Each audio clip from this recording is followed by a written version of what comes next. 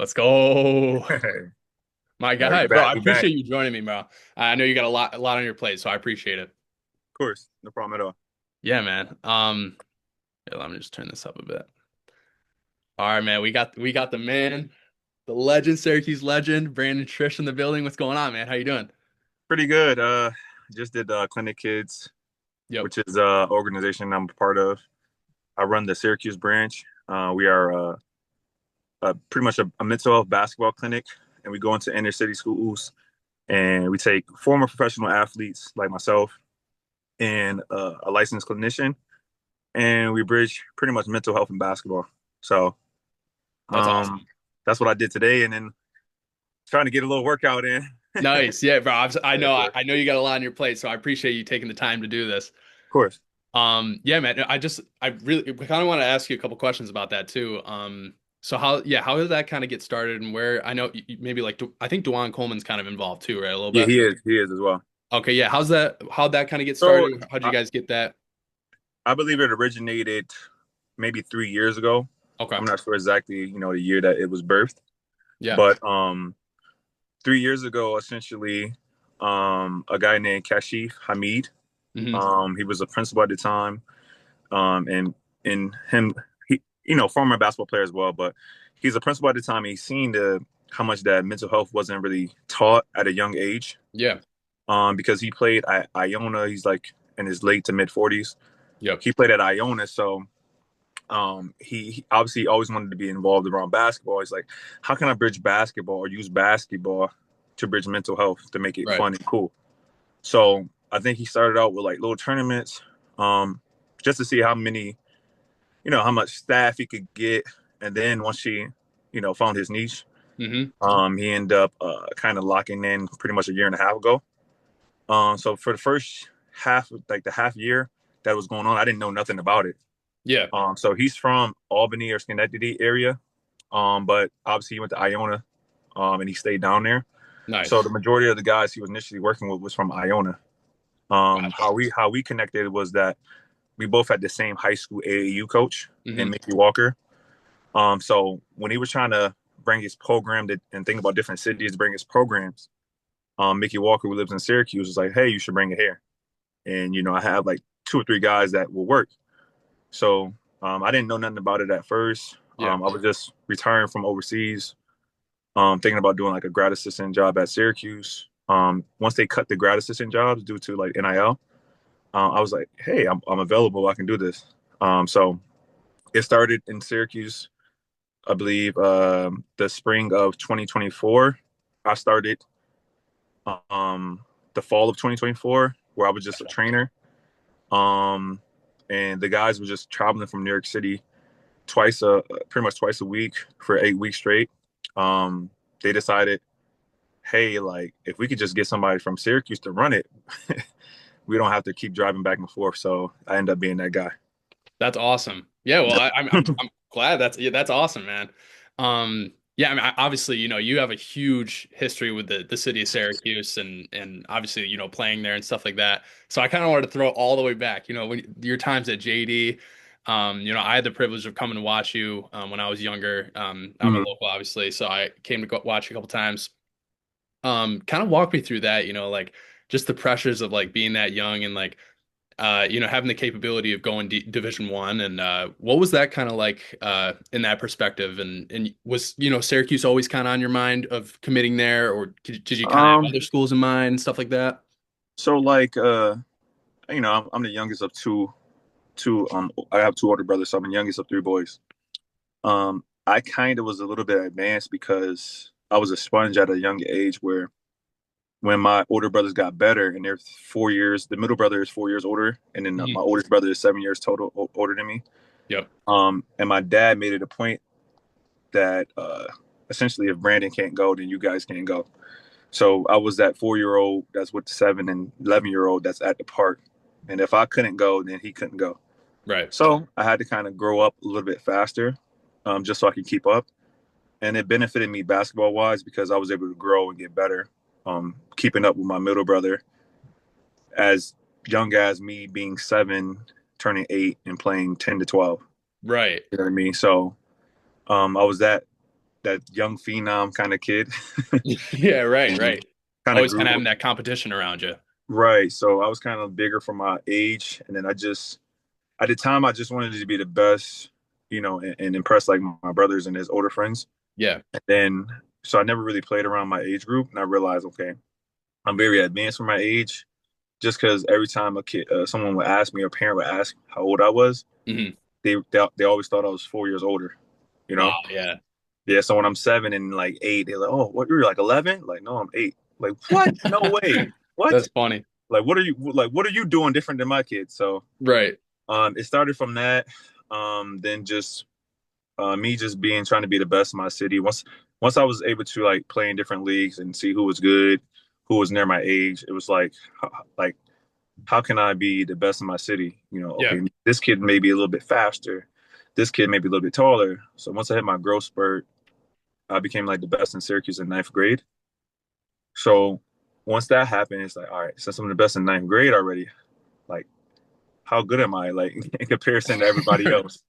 You know what I Right. mean? So that's where AAU kicks in, playing against different people, playing Yep. against different talent.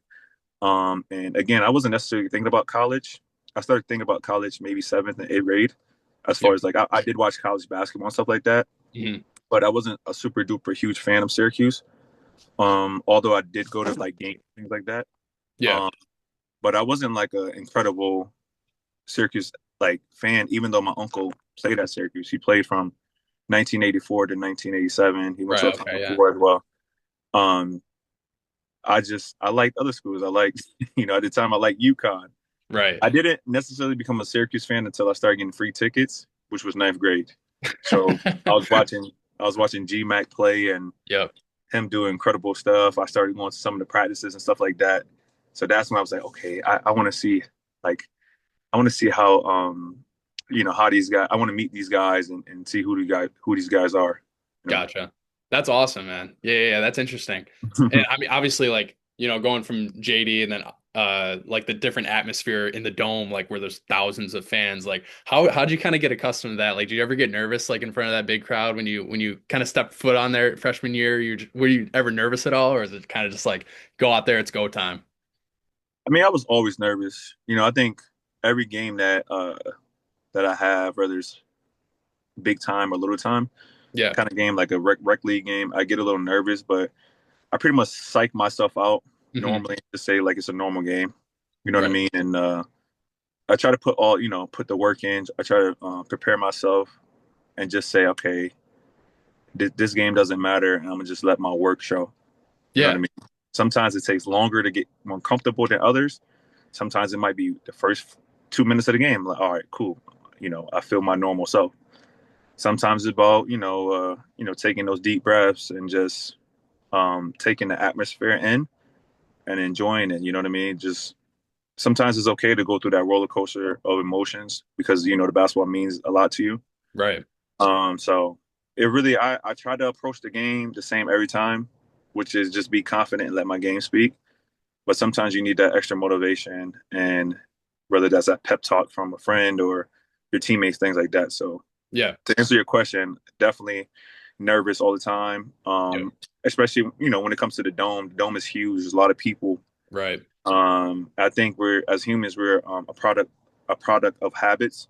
Hmm. So once I had my first few good games, Yep. then I tried to not be superstitious, but you know try to lock in and do the same thing every day so I get the same results.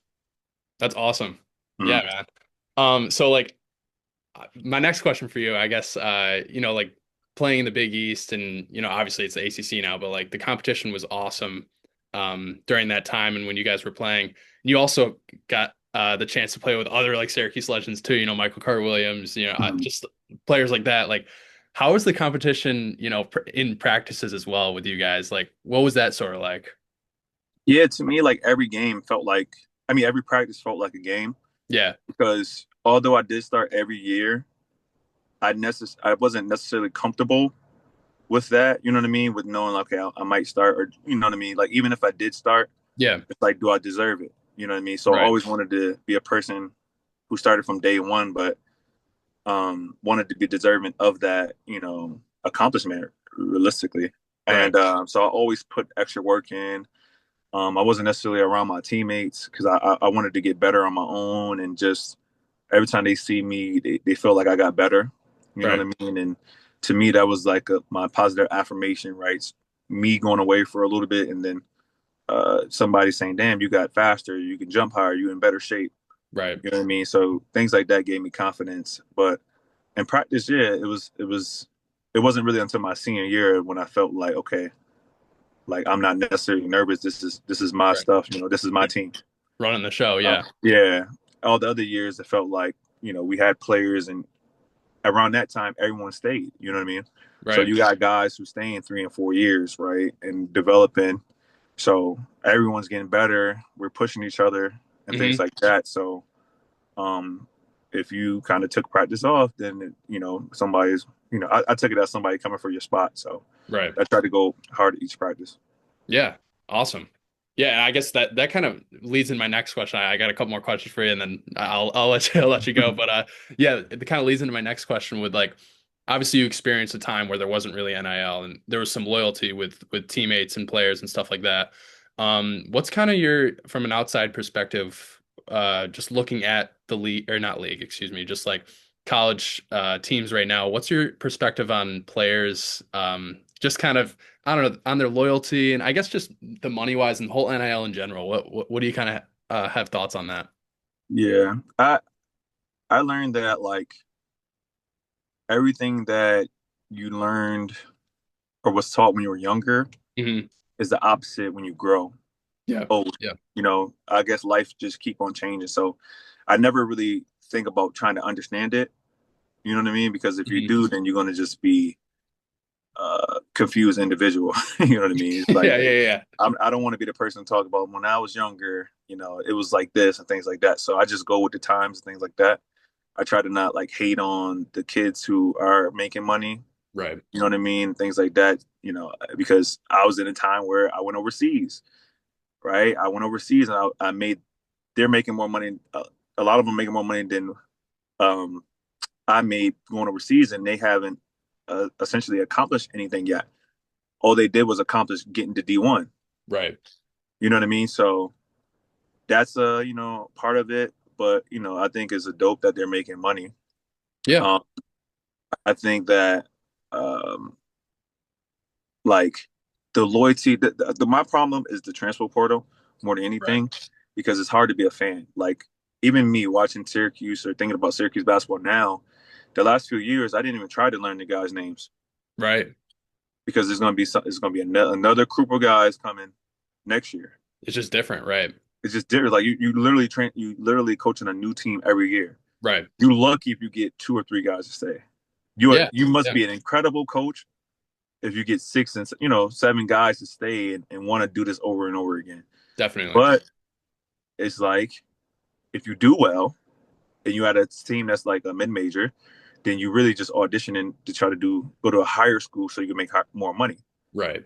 So now at a younger age, it's like kids are playing for money, and I think a lot of people are going to lose the love for basketball at an earlier age than you know those extra 4 years of college. You know what I mean? Right.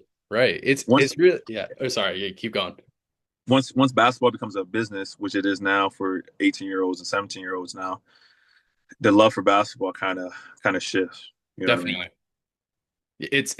It's such an interesting time, but like, yeah, you totally bring up a good point where it's yeah, there's kind of it's a weird like there's a median where it's like yeah, you want to have that loyalty, but like there's also money involved, so it's like how do you kind of I don't know with like players now, how do you balance that? It's interesting for sure. Mm. But yeah, I guess to end our call, I wanted to ask you just some fun questions. Yeah, of course. What do you got as like do you have any fun interesting stories that you can give me from like maybe a Bayheim story or a teammate story you had from back then? Um, so we had a walk on, right? Yeah. And his name was Brandon Reese, right? So Hmm. he was a guy who probably, as a walk on, probably really like a Division II guy, right? He was like maybe 5'8", super strong, super fast, right? Yeah. So what he used to do was when he was like kind of like so at Syracuse we have a first team, our second team, we have our third team, right? Our third team is normally our walk-ons and maybe like one or two scholarship guys. Yep. So on that third team, they go against the first team, they go against the second team. Yep. Essentially, the third team gets all the minutes because they literally on the court the whole time in practice, Right. right? It's rarely that the second and first team would go against each other, right? So Brandon Reese, right, he always would try to like he'll know the play. All right, we're running this play, and just to make you look a little silly, he'll try to cheat the play, and then there's another turnover, and then now coach is yelling at you. Okay, right. So on this one, he cheats the play, right, and coach was kind of like on the sideline. I'm not sure exactly what coach was doing, but once Brandon Reese tried to get the steal, he was sprinting up the sideline to get it before it went out of bounds. And Oh, okay. he ended up hitting coach and broke his finger. Yo. But it's one of those ones where it's like, I guess for that little split second, coach looked down, it happened, and it was like he was going super harsh. So it's like, you, like, ah! Like he Yo, just wanted to curse him out, like you know what I mean. But it's like it's hard, like because he's going hard, you know what I mean. dude, But that is yeah, hilarious. he Oh ends my up because God, he ends that's up breaking his crazy. finger because once he looked up, it was like Yeah. watch out. It was like he put his hands here, and it's like Right, right, right. yeah, Wow. It yeah. seems like Bam seems like the type of guy like he has all that adrenaline in him. He'd be like, "Yo, next play." Like who cares? Nah, he more like nah, not that. He's not like intense like Bob like Bob Knight or Okay, like right. Frank Martin, where it's like da, da, da, da, da. He's like he's gonna curse you out kind of Right. thing. Right. He's more like a like he'll blurt things out kind of things. Yeah, yeah, okay, Yeah, right. more than like a physical. He's gonna blurt like something crazy out to you. That's so You know what I mean? funny. So yeah. Oh my God, that's hilarious. And wait, to end it off, obviously Halloween's tomorrow. I gotta ask you. I'm just picturing, young Brandon Triche walking the streets, Halloween night. What is the go-to candy for you? What are you expecting in the basket? What do you want? For me, and it's now even now because my dad he usually get candy, so I'd be no one. I live on a dark street. Yep. My parents live on a dark street, so on that dark street, no one really walks. So my dad essentially buys all this candy, Hmm. and it sits for months and months. You know what I mean? So No one's on the streets. exactly. So for me personally, it's Snickers. Like Snickers is my thing. Go to Snickers or like peanut butter. like a No Reese's. peanut butter M&Ms. Yeah, there you Oh, go. yeah, the peanut butter, not the peanuts, the peanut Yeah, butter. the yellow pack.